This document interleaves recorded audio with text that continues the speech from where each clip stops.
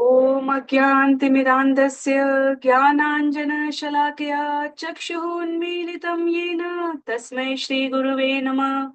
जय श्री कृष्ण चैतन्य प्रभु नित्यानंद, श्री अद्वैत गदाधर श्रीवासादि गौर भक्तवृंद। हरे कृष्णा कृष्ण कृष्णा हरे हरे, हरे राम राम राम, हरे कृष्णा कृष्ण कृष्ण कृष्ण हरे राम।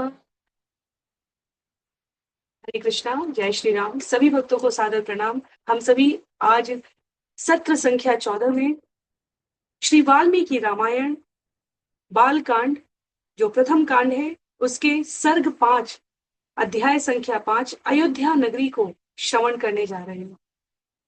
जैसा कि सत्र का प्रारूप है, बहुत ही संक्षिप्त पुनरावृत्ति के क्रम में अभी तक हमने श्रवण किया है कि किस प्रकार वाल्मीकि जी द्वारा रचित रामायण, जो ब्रह्मा द्वारा निर्देशित है, भगवान श्री राम के उज्जवल चरित्र का वास्तव में श्री सीता चरित्र की मनोहरता को प्रस्तुत करता है। वह लव और कुश द्वारा कंठस्थ करके ऋषियों मुनियों की स्वभाव में सुमधुर वादन गायन, नाट्य मंचन, विनीत प्रस्तुतकर्ताओं के रूप में समर्पित की जा रही है। और स्वयं भरत महाराज से श्रवण किए हुए भगवान राम ने उन्हें आकर राजप्रसाद में परिजनों और संबंधियों के समक्ष प्रस्तुत करने के लिए आमंत्रित किया है। तो आज के सत्र के लिए बालकांड सर्ग 5 अयोध्या नगरी श्लोक संख्या 1 से आरंभ करेंगे। जैसा कि हम सभी ने देखा, करीब 23 श्लोक हैं इस अध्याय में। क्रमशः वाचन और श्रवण करते हुए सत्र में आगे बढ़ेंगे। तुलसीदास बाबा ने भी, क्योंकि उस ग्रंथ से हम सभी का परिचय सामान्यतः अधिक है, श्री वाल्मीकि रामायण की तुलना में बालकांड के आरंभ में परिजनों की, मुनिजनों की वंदना करते हुए उस स्थान विशेष की महिमा का स्वरूप वर्णित किया है जहां भगवान राम उपस्थित होते हैं अपने त्रेता युग की लीला काल को संपादित करने के लिए। तो यहाँ पर मैं स्क्रीन शेयर करने का प्रयास करती हूँ। जिनके पास पुस्तक है वो अपनी पुस्तकों का प्रयोग करेंगे। सर्ग 5 अयोध्या नगरी, जिसमें सुंदर शब्दों में इस स्थान की मनोहरता को व्याख्यात किया गया है। सर्वा पूर्वम इयं येषाम् आसीत् कृष्णा वसुंधरा प्रजापतिम उपादाय नृपाणाम जयशालिनाम। अन्यथा अजेय यह समग्र पृथ्वी प्रजापति मनु के कुल के जयशाली नृपों की रही है। तो भगवान श्री राम के विषय में लिखते हैं आचार्य श्री वाल्मीकि ने किस प्रकार श्री नारद मुनि से ज्ञान प्राप्त किया था, इसकी व्याख्या जो प्रथम सर्ग के रामायण में हमने स्पष्ट श्रवण की है, अगले 3 सर्गों में आचार्य से आशीर्वाद प्राप्त करने के प्रभाव के वर्णन के बारे में हमने श्रवण किया। कैसे उन्हें भगवान से संबंधित सभी विषयों को जानने के लिए प्रत्यक्ष अनुभूत साक्षात्कार की वर्णन कर रही कृति का निर्माण करने का चातुर्य प्राप्त हुआ है। और अब आगे के लिए मंगल आवाहन करने हेतु 4 श्लोकों के माध्यम से साधुओं की स्वीकार्यता हेतु कृष्ण वसुंधरा 7 द्वीपों वाली सप्त द्वीप मालिका समग्र पृथ्वी को संबोधित करता हुआ यह श्लोक है। और इस पर शासन करने वाले कौन है? कहा जा रहा है प्रजापति मनु के कुल में आने वाले राजा। श्रीमद् भागवतम में हमने उन राजाओं की सूचियों के बारे में भी श्रवण किया है। यहाँ लिखते हैं आचार्य की मनु, जो स्वयं अपने आप में प्रजापति थे, ब्रह्मा जी द्वारा नियुक्त थे सृष्टि के जीवों के विकास और वर्धन के लिए, उनका उल्लेख 70वें अध्याय में बालकांड में आएगा। 1.70.20 लिखा है यहाँ बालकांड 70 सर्ग और 20वें श्लोक में कहते हैं, ये शाम सगरो नाम सागरो ये न खानिता षष्टि पुत्र सहस्त्राणी यम यान्तम पर्यवारयन। इन राजाओं में सगर नामक प्रसिद्ध राजा हुए। तो मनु के वंशजों में बात की जा रही है, जिन्होंने पृथ्वी को खुदवाया और इस प्रकार सागर अस्तित्व में आए। उनके 60,000 पुत्र थे। वे पुत्र सगर का अनुसरण करते थे। तो जयशालित्व विजयी प्रकृति के विषय में यह अल्प वर्णन है। ये राजा महाराजा कितने विजयी प्रकृति के रहे कि उन्होंने जहां पृथ्वी की खुदाई करवा दी उन स्थानों को सागर कहा जाने लगा। वर्तमान में कोई राष्ट्र, कोई विभाग, कोई व्यक्ति कह नहीं सकता कि वो समुद्र की तलहटी तक पहुंच चुका है, और पहुंचने के उपरांत सभी प्रकार के रहस्यों से परिचित नहीं है। यहाँ सनातन शास्त्र में एक बार नहीं अनेक बार हम श्रीमद् भागवतम में श्रवण करते हैं, महाभारत में श्रवण करते हैं, वेदों की अन्य शाखाओं उपशाखाओं में श्रवण करते हैं। यहाँ वाल्मीकि रामायण में वर्णित है, राजा सगर द्वारा खुदवाए गए इन स्थानों को इस पृथ्वी पर सागर कहा गया है। इनके इन 60,000 पुत्रों ने सैन्य अभियान में इनका साथ दिया जब उन्होंने ये सागर खुदवाए। यद्यपि इक्ष्वाकु से आरंभ होने वाले कुल में कई राजा विद्यमान हैं, पर यहाँ संदर्भ के लिए सगर का उल्लेख किया गया। तो कह रहे हैं आचार्य कि विजयी प्रकृति के जयशालित्व के अनेक राजा महाराज इस परिवार में, कुल में, वंश में हुए हैं, पर अभी भूमि के पुनरुद्धार के लिए केवल यहाँ सगर का उल्लेख किया जा रहा है।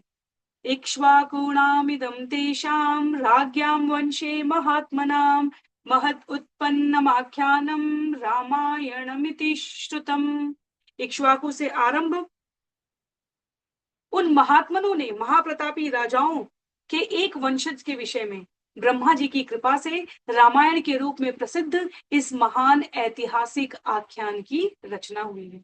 तो उस कुल के एक वंशज, तो श्री वाल्मीकि मुनि अपने आप को विनयवश, यहाँ लिखा है विनयशीलता से कह रहे हैं कि इस प्राकट्य का, इस रामायण के प्रकट होने का वह एक निमित्त मात्र है।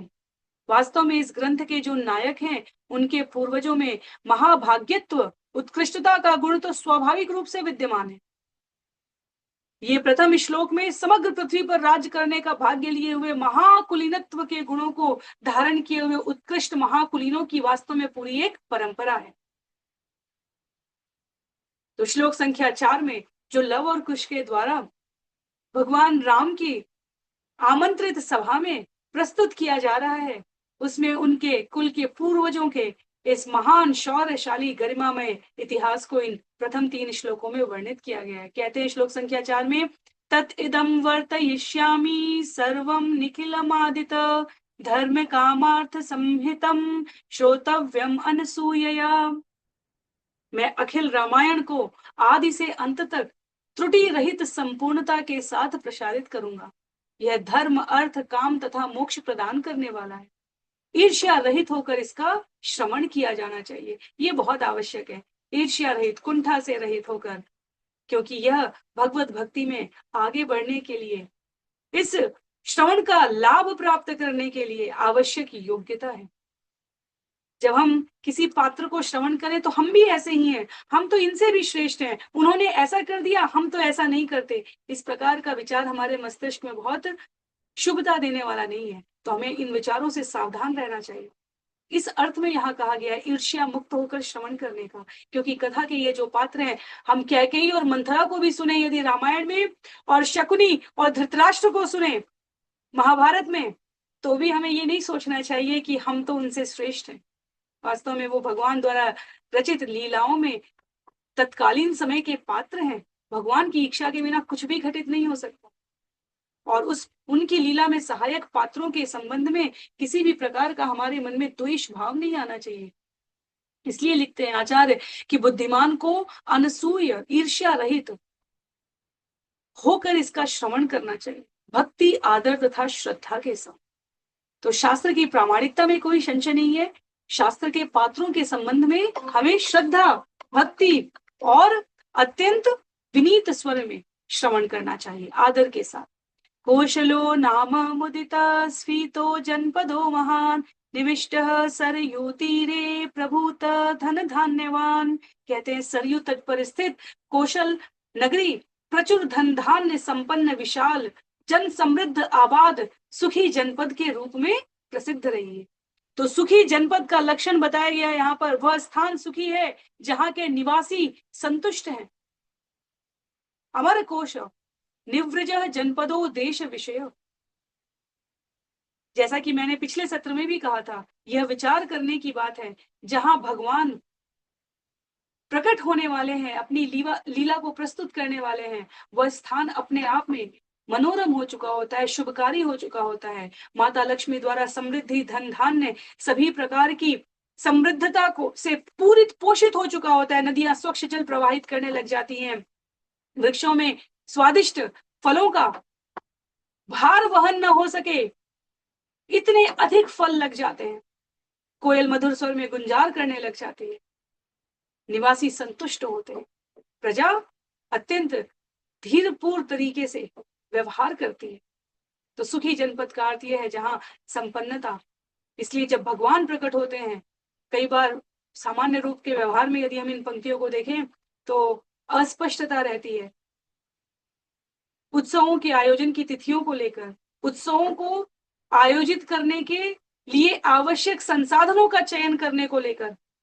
पर शास्त्र कहते हैं जहां भगवान के वचन है, जहां भगवान का मधुर स्वर में गायन है, जहां संतुष्टि, धी, मेधा, प्रज्ञा अत्यंत स्वस्थ मानसिकता से है, वहां भगवान के प्रकट होने का अनुकूल स्थल कहा गया। और इसलिए जिस स्थान पर भगवान आने जा रहे हैं उसकी विलक्षणता को, शुभता को आरंभ करते हुए इस अध्याय में अयोध्या नगरी का यह मनोरम वर्णन है। अयोध्या नाम नगरी तत्रासी लोक विश्रुता मनूना मानवेन्द्रेण या पुरी निर्मिता स्वयं आयता दश चद्विच योजनानि महापुरी श्रीमती त्रिणी विस्तीर्णा सुविभक्त महापथा राजमार्गेण महता सुविभक्तेन शोभिता मुक्त पुष्पावकीर्णेन जलसिक्तेन नित्यश। कहते हैं कौशल में स्वयं मानवेंद्र मनु निर्मित अयोध्या नामक लोक प्रसिद्ध नगरी है। नगर की शोभाशालिनी महापुरी नगरी का केंद्र 12 योजन लंबा तथा 3 योजन चौड़ा है। महापुरी में विविध क्षेत्रों को जाते सुविभक्त महापथ हैं, विभाजित करने वाले। नगरी की बाह्य सीमा को जाते सुव्यवस्थित भव्य राजमार्ग से यह सज्जित है। यह मार्ग वृक्षों से गिरे बिखरे खिले प्राकृतिक पुष्पों से आच्छादित तथा संपूर्ण वर्ष नित्य जल सिक्त रहते हैं। स्वयं मनु द्वारा इस नगरी का निर्माण किया गया। ऐसा लगता है जैसे उन्होंने इस नगरी के निर्माण की योजना स्वयं बनाई हो। जो नगरी का मूल केंद्र होता है उसे महापुरी कहा गया है यहाँ पर। और उपनगरों को जाने वाले मार्गों में अर्थात अयोध्या के क्षेत्रफल की तो बहुत बृहत्तता बताई गई है, पर जो राजमार्ग है जाने के लिए वह भली प्रकार सुविभाजित है। राजभवन से आरंभ होकर भव्य राजमार्ग तक नगरी अत्यंत शोभायमान है। दोनों ओर वृक्ष लगाए गए हैं और वर्षा ऋतु में स्वतः वर्षा से मार्ग जल सिक्त हो जाता था, अन्यथा मनुष्यों द्वारा मार्ग पर जल छिड़का जाता था। ताम तु राजा दशरथो महाराष्ट्र विवर्धन पुरीम आवास यामास दिवम देव पतिर्यथा। महाराष्ट्र विवर्धन अपने महान राज्य की समृद्धि का वर्धन करने वाले राजा महाराज दशरथ ने इस नगरी को अपनी राजधानी के रूप में स्थापित किया। जिस प्रकार देवपति ने अर्थात इंद्र ने अमरावती स्वर्ग को अपनी राजधानी बनाया। तो नगरी की इतनी उत्कृष्टता बताई गई है कि समता स्वर्ग की अमरावती राजधानी के रूप में जैसे की जाए वैसे इस कौशल नगरी की बात की जा रही है। कवाट तोरणवतीं सुविभक्तांतरापणां सर्वयंत्रायुधवतीं उपेतां सर्वशिल्पिभिः सूतमागध संबाधां श्रीमती मतुल प्रभाम उच्चाट्टाल ध्वजवतीं शतघ्नीश सतसंकुलां वधू नाटक संघ्यश्च संयुक्तां सर्वतः पुरीं उद्यानां रवणोपेतां महतीं सालमेखलां दुर्ग गंभीर परिघां दुर्गा मन्ये दुरासदां वाजिवारण संपूर्णां गोभिरुष्ट्रे खरेस्तथा सामंत राज संघ्यश्च बलिकर्माभिरावृतां नानादेश निवासश्च वणिक्भिरूपशोभितां प्रासादे रत्न विकृते पर्वतैरूपशोभितां कूटागारश्च संपूर्णां इन्द्रस्य वामरावतीं चित्रामष्टपदाकारां वरनारीगणैर्युतां सर्वरत्न समाकीर्णां विमान गृह शोभिताम गृह गाढ़ाम विक्षिद्राम समभूमो निवेशिताम शालितंडुल संपूर्णाम इक्षुकांडर सोदकाम दुन्दुभिर्मृदंगश्च वीणाभिपणवैस्तदा नादितां भृशमत्यर्थं पृथ्व्यां तामनुत्तमाम् विमानम् इव सिद्धानां तपसाधिगतं दिवि सुनिवेशित वेश्मान्तां नरोत्तम समावृताम। सुंदर शब्दों में इस नगरी के एक स्वर में लयबद्ध तरीके से रचित इन श्लोकों में कहा गया है, नगरी कवाट तोरण व्रती काष्ठ सज्जा के उत्कृष्ट द्वार से सजी थी। तो आरंभिक द्वार की जो बात है, नगर में सुविभक्त अंतर आपण, अलग अलग चीजों के लिए बाजार में खरीदारी करने के अलग अलग स्थान थे। नगरी सर्व यंत्र आयुधवती अर्थात सभी प्रकार के यंत्रीकृत अथवा अयंत्रीकृत आयुधों से सजी थी। तो यह हमें स्मरण रखना चाहिए, हमारे शास्त्रों में हिंसा और अहिंसा दोनों का अपना महत्वपूर्ण स्थान है। कहीं कभी नहीं कहा गया कि शस्त्र के साथ शास्त्र की शिक्षा आवश्यक नहीं है। यंत्रीकृत और शब्द प्रयोग हुआ यहाँ पर अयंत्रीकृत आयुधों से, ऑटोमेटिक और मैनुअल। तो यदि हमें हिंदी क्लिष्ट लगे, यहाँ पर बहुत सुंदर हिंदी है इस वाल्मीकि रामायण के संपूर्ण प्रस्तुतिकरण में। यह ऑटोमेटिक और मैनुअल, हाथ से स्वयं जो चलाया जा सके और अपने आप जो चल सके, ऐसे आयुधों से सज्जित थी, ऐसे विभिन्न प्रकार के वेपन से सज्जित थी यह नगरी, और सभी प्रकार के शिल्पी थे। यह सुतों एवं मागधों से भरी हुई अतुलनीय प्रभा से समृद्ध विशाल अट्टालिकाओं को, अर्थात डिफरेंट लेवल्स को यहाँ पर कहा जा रहा है, अट्टालिकाएं यहाँ पर कही जा रही हैं। जिस प्रकार 3 मंजिले का मकान है, 10 मंजिले का मकान है, इस प्रकार से अट्टालिकाएं डिफरेंट लेवल्स कहे जा रहे हैं, और ध्वजों से सजी हुई तथा असंख्य शतघ्नि यंत्रों से समृद्ध थे। संपूर्ण नगरी में सर्वत्र नाटकों में किशोरियां नृत्य कर रही थी। आम्र वाटिकाओं की मेखला के साथ श्रृंखला, मेखला का अर्थ यहाँ श्रृंखला हुआ, के साथ महानगरी की सीमा प्राचीर 4 दीवारी से घिरी हुई थी। तो जो 4 दीवारी है महानगरी की, वह आम्र वाटिकाओं की श्रृंखलाओं से घिरी हुई थी। चौड़ी एवं गहरी खाई युक्त जल दुर्ग के कारण यह शत्रुओं के लिए दुर्गम एवं दुरासद अभेद्य थी। नगरी अश्वों, गजों, गायों, ऊंटों एवं खरों से पूर्ण थी।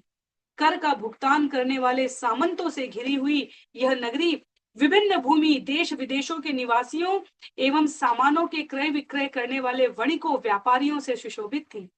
रत्न निर्मित विशेष प्रासादों एवं क्रीड़ा हेतु पर्वतों से सुशोभित थी। कूटागारों से व्याप्त यह नगरी इंद्र की अमरावती सदृश थी। इसमें 8 मंडल थे तथा प्रत्येक मंडल वर नारीगण, सुंदर नारियों से परिपूर्ण अनेक राज प्रसादों से सजी हुई थी। यह सर्व रत्न से समृद्ध सुशोभित थी। विमान गृह से यह शोभाशालिनी थी। परिवारों के लिए स्वच्छ गृहों का निकट समूह समभूमि अर्थात समतल भूमियों का पर निर्मित अनेकानेक स्वच्छ गृह थे। श्वेत धान एवं अन्न शाली तंडुल के साथ ईख के रस सदृश मधुर जल की प्रचुरता थी। यहाँ दुंदुभी, मृदंग, वीणा एवं पड़व ढोलक नादित यह नगरी भूमंडल पर सर्वोत्तम थी।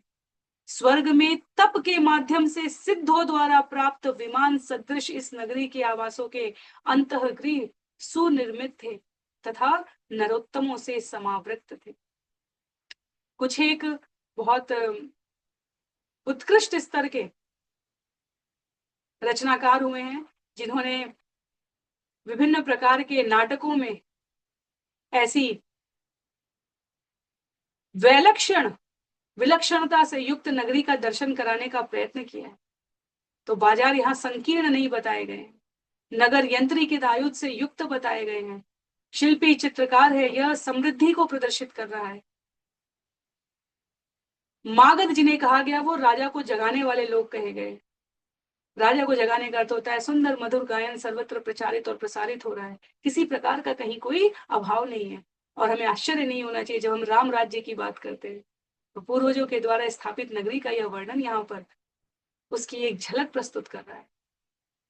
कहते हैं अगले 4 श्लोकों में, इस सुंदर अयोध्या नगरी में जहां संपूर्ण समृद्धि अपने मूल रूप में उपस्थित है। ये च बाणेन विद्यन्ति विविक्तम् अपरापरम् शब्द वेद्यम च विततम लघु हस्ता विशारदा सिंह व्याघ्र वराहाणां मत्तानां नरदतां वने हन्तारो निशितः शस्त्रे बलाद्बाहुबले अपि तादृशानां सहस्रस्तां भीपूर्णां महारथे पुरीम् आवासयामास राजा दशरथ तदा तामग्निमग्ने गुणवाद्भिरावृताम् द्विजोत्तमे वेदशणङ्गपारगे सहस्रदे सत्यरतेर्महात्मभिः महर्षि कल्पे ऋषिभिश्च केवले। कहा गया है यह सहस्त्रों महारथियों से संतृप्त था नगर। वे शस्त्र विद्या में निपुण एवं समर्थ थे तथा वे विविक्त असहाय एवं अनाथों पर, छिपे हुए या भाग रहे लड़ाकों पर अपितु बाणों से भी आक्रमण नहीं करते थे। वे वन में अहंकार में दहाड़ने वाले मत्त सिंह व्याघ्र बाघों एवं वराह जंगली सूअरों का अपने मनोबल तथा बाहुबल से अपने सहायकों के साथ तीक्ष्ण शस्त्रों का प्रयोग कर वध कर देते थे। महाराज दशरथ ने ऐसी प्रसिद्ध नगरी को अपना आवास बनाया। नगर महामती द्विजोत्तम से समृद्ध था। महामती अत्यंत उत्कृष्ट बुद्धि वाले, वे अग्निहोत्र यज्ञ किया करते थे, उनमें इंद्रियों एवं मन पर नियंत्रण जैसे सद्गुण थे। वे वेद षड अंग पारग, वेदों और 6 वेदांगों के अध्ययन के महासागर को पार कर लेने वाले थे तथा प्रचुर दान देते थे। वे सत्यरत सत्य वचन बोलने में नियत थे। यद्यपि वे केवल ऋषि थे तथापि वे वशिष्ठ आदि महर्षियों की भांति थे। तो ऐसा विचार करने का किसी के मन में कोई भाव ना आए कि प्रत्येक व्यक्ति के अपने आप में कोई सेलिब्रिटी, हम कहते हैं विशिष्ट व्यक्तित्व था, उत्तर हाँ में है। इसी कलयुग में हजारों वर्षों पूर्व जिन्होंने किसी प्रकार का प्राथमिक अध्ययन भी नहीं किया होता था, संस्कृत उनकी मूल भाषा होती, तो इसमें आश्चर्य नहीं कि जिस नगरी का हम श्रवण कर रहे हैं, जहां भगवान श्री राम प्रकट होने वाले हैं, वहां का प्रत्येक ऋषि तपोनिष्ठ वशिष्ठ महर्षि की भांति हो। वहां का प्रत्येक शास्त्र विद्या में निपुण सैनिक केवल श्रवण के आधार पर ध्वनि सुनकर वध करने में समर्थ हो। यंत्रीकृत आयुधों की तो कोई बात ही नहीं। रचनाकार शिल्पी इतने कुशल थे। अभी हम जिसे विभिन्न प्रकार के सेंसर्स लगाकर वर्तमान में जो भवन बनाए जा रहे हैं, अगर कमरे में इस कक्ष से व्यक्ति निकल जाए या अधिक समय तक कोई गतिविधि न हो रहा हो तो लाइट अपने आप कम हो जाए। इलेक्ट्रॉनिक के जितने भी यंत्र हैं वो अपने आप कार्य करना बंद कर दें। इसे ऑटोमेटिक कहा जाएगा। यंत्रवत तरीके से कार्य कर रहे हैं। यहाँ उल्लेख किया गया है कि अयोध्या नगरी में आयुध यंत्रीकृत किए गए थे। आक्रमण के लिए यदि कोई कलुषित भाव से राज्य में प्रवेश कर गया तो यंत्रीकृत आयुध उनकी भली प्रकार से सेवा सज्जा कर देते थे। यह सुंदर नगरी आचार्य अंतिम श्लोक की व्याख्या में कहते हैं, योग्य ब्राह्मण यज्ञ दान तप एवं व्रत के माध्यम से जीवन जीने का व्यवहार करने वाले प्राणियों के मध्य भगवान उपस्थित रहते हैं, इसमें कोई संशय नहीं है। जीवन का सत सामर्थ्य जितना बढ़ता जाता है, उत्कृष्ट आचरण करने का हमारा प्रण जितना व्यवहार में परिणत होता जाता है, जीवन में भगवत अनुभूति की सत्यगत निष्ठा के आधार पर उपस्थिति भी उतनी ही अधिक होती जाती है। अर्थात जितना हमारे आचरण में श्रेष्ठता होती जाएगी, भगवान की अनुभूति, भगवान है इसके विश्वास का प्रामाणिक अनुभव उतना जीव के भीतर बढ़ता जाता है। क्योंकि यह नगरी अपने आप में सभी प्रकार के उच्च आदर्शों को व्यवहार में धारण की हुई परिकल्पना के साथ रची गई थी और प्राणियों प्रजा द्वारा विचरण करते हुए अपने दिन प्रतिदिन के व्यवहार में पालन करते हुए जीवंत की जा रही थी। इसलिए यहाँ पर भगवान उपस्थित होने वाले। तो अगले सत्र में, अगले सर्ग में अयोध्या वासियों का उल्लेख किया गया, क्योंकि नगरी इतनी हमें धन धान्य समृद्धि से पूर्ण दिख रही है, तो निश्चित रूप से नगर वासियों के जीवन को और अधिक गंभीरता से, गहराई से समझना हमारे लिए आवश्यक है। उसका श्रवण हम सभी अगले सत्र में करने का प्रयास करेंगे, जहां सर्ग 6 में अयोध्या वासियों के जीवन चरित्र के बारे में, किस प्रकार महाराज दशरथ के शासन काल में अयोध्यावासी रहते थे, उनका स्वयं का आचरण कैसे था और राजा के रूप में दशरथ कैसे उनका पालन करते थे, इसका हम श्रवण करेंगे। आज के लिए सत्र को यहीं पर समाप्त करेंगे। श्री वाल्मीकि रामायण की जय, श्रील प्रभुपाद की जय, श्रील गुरुदेव की जय, अनंत कोटि वैष्णव वृंद की जय, नामाचार्य श्रील हरिदास ठाकुर की जय। सभी को बहुत बहुत आभार। हरे कृष्णा, जय श्री राम।